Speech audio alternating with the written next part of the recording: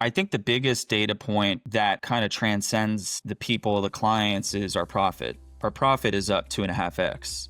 Monthly profit is up 2.5x. The stuff that you guys tell us, it's not theory. You're actually recounting actual things that had happened when you were at agencies. And so that combination of like the one-on-one, the real world experience, and then with that, like the accountability that you guys have brought to the table too. Because look, this is the curse of being a business owner is, you don't have a boss. You guys are essentially our bosses to some degree. And you're telling us, look, if you want to get to, A, B, or C revenue or XYZ profit, like you got to start looking in the mirror. You got to start addressing these things now. So I think that. Sure. My name is Bo Royal. I am the CEO of Pareto Legal. We are a digital advertising agency for law firms. I've been an agency owner and operator now for almost 7 years, and I started working with the agency acquisitions team in February of 2025. I think we hit a plateau in terms of our revenue. We've been hovering now around the low 7-figure mark for the better part of 2.5 years. And we realized that the playbook that had gotten us to that revenue figure was not going to be the same playbook that we needed to get to additional growth into the future. So my business partner and I had to take a hard look in the mirror and realize some of these things were actually not as good at as we think. And so I saw Nick Averia's content on LinkedIn. He had posted a lot of thought leadership, lead magnet type content pieces and started engaging with those. And then one thing led to another, and we started having a conversation, and I was really impressed with Nick and your team's experience. I know that Nick has acquired and sold multiple agencies over the years. So having that like real world experience with agency operations and acquisitions and things like that was really important to us, because we had worked with agency coaches in the past, some of which were, didn't really have the real world experience. They like to boast about things that they had done when they worked at agencies, but they never really owned or operated them themselves. Or we worked in like group coaching environments where we weren't getting like direct one-on-one feedback on like, do this, do that, prioritize this, deprioritize that. So it was like the combination of experience and the one-on-one accountability that we really needed to get to the next level. And as we'll talk about, we did. Maintaining profitability, there was just this constant back and forth between, we're making this good profit now, let's reinvest it back in the business. And then 3-6 months later, the cash balance would get eaten up and we'd be like, oh my goodness, there's no money in the bank, right? And we haven't been that irresponsible with the cash management in the last few years, but the constant back and forth between revenue and profit was a struggle. Hiring and maintaining or retaining good talent has been a struggle. And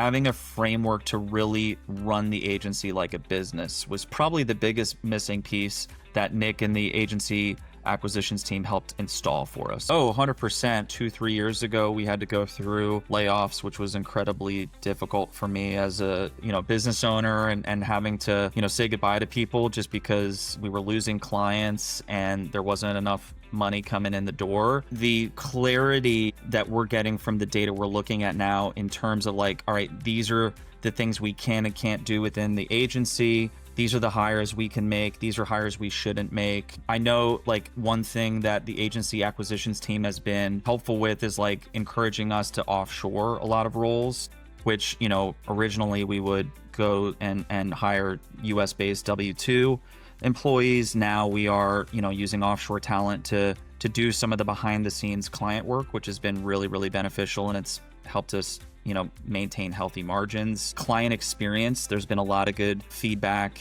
in terms of how we can improve our client experience with like very robust onboarding process, very robust trainings that we're sending to our clients about our service, about our POV on digital marketing, things like that. You have been helpful with our sales process. I know that you made a recommendation several months ago in terms of using a templated scoring type of framework to assess client businesses before we try to sell to them, which has been very, very beneficial to our sales process. So yeah, it's been the benefits have been all encompassing. I think the biggest difference, and I know that my business partner Jake would agree with this, is the dashboards that we were tasked with building with your team have created a level of clarity in the business that we just didn't have before. We're able to immediately look at and see how much usability do we have with our team, which clients are profitable, how does our sales pipeline look.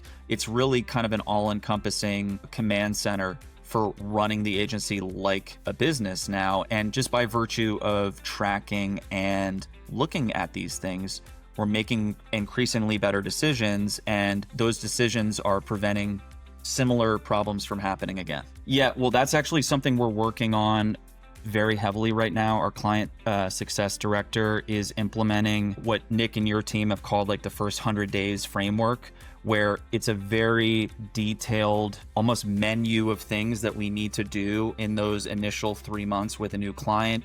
We need to be sending them, SOPs on this or Loom videos about, hey, this is how we approach your marketing campaign, and really create a client experience where they feel like we're always 2 steps ahead of them or 3 steps ahead of them, which is really what companies are expecting today with their marketing partners. They don't want to have this perceived indifference from their marketing partners. They want a partner that is thinking 10 steps ahead, that truly cares about the success of their business, and that has like world-class knowledge on the tactics or the channels that they are managing on behalf of the client, right? So that's been really eye-opening for us, like the need to build that robust of a client experience. And, that's only going to help with, NPS. It's only going to help with retention.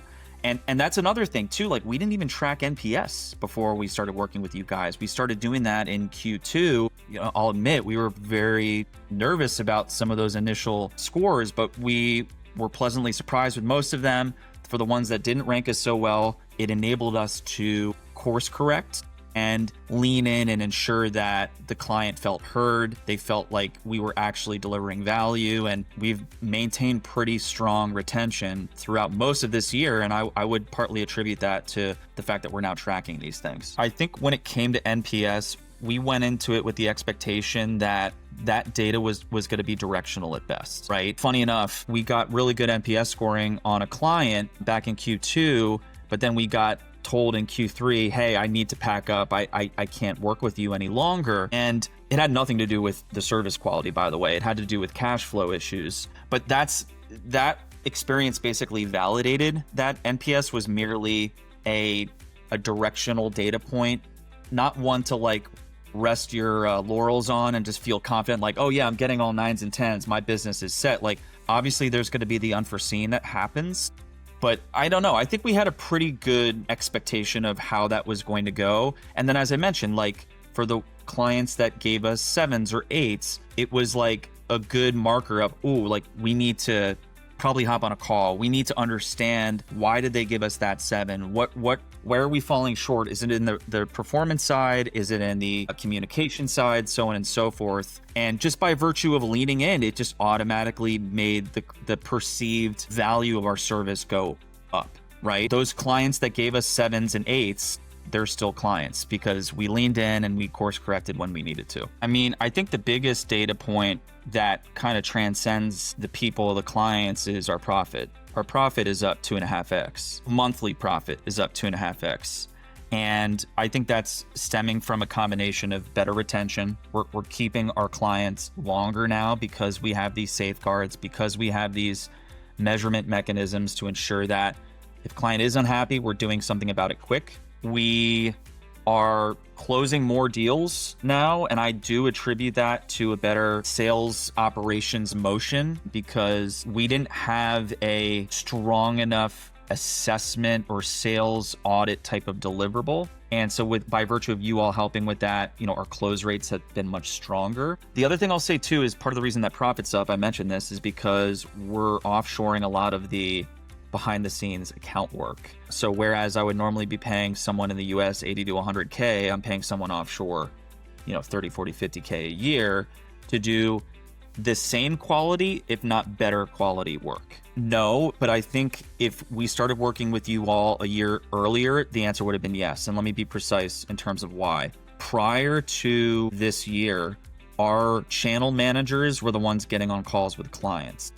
we hired a client success role that essentially took the ownership of all client communication, running calls, running QBRs, handling emails, and all of that work got centralized into a single resource. And we've since started hiring for other of those resources. But my point is, now that we have a US-based resource that's able to interface with clients and bring strategy and bring empathy to the conversation, it really doesn't matter where the work is being done now. The clients really don't care so long as the work is getting done, so long as the results are coming in. And so the fact that we have a client success function has made it very easy to continue to justify hiring more offshore channel specialists to take on the day-to-day work. Personally, I would say as a business, we have a lot of confidence in the future. We are now planning to hire an operations manager role here, which, a year ago, if you told me that I'd be hiring a full-time ops position, I'd be like, you're crazy. But with working with Nick, and now that we have this very comprehensive and robust system,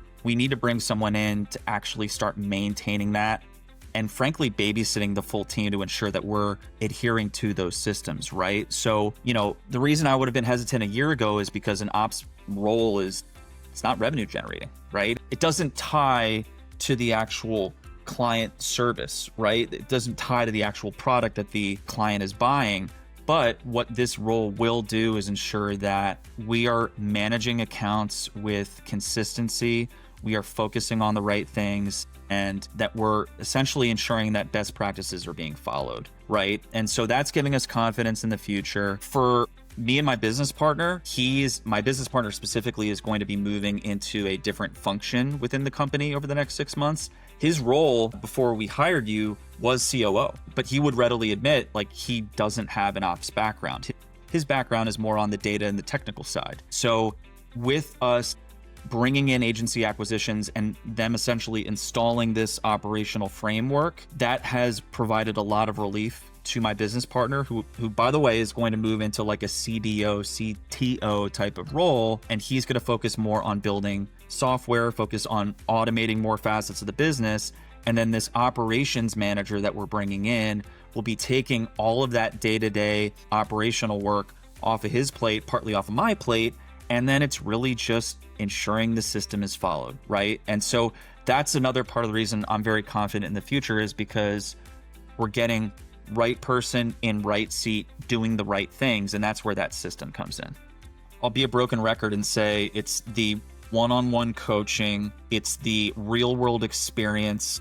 The stuff that you guys tell us, it's not theory. You're actually recounting actual things that had happened when you were at agencies, like, hey, we had the same issue, or we solved this exact problem, so on and so forth.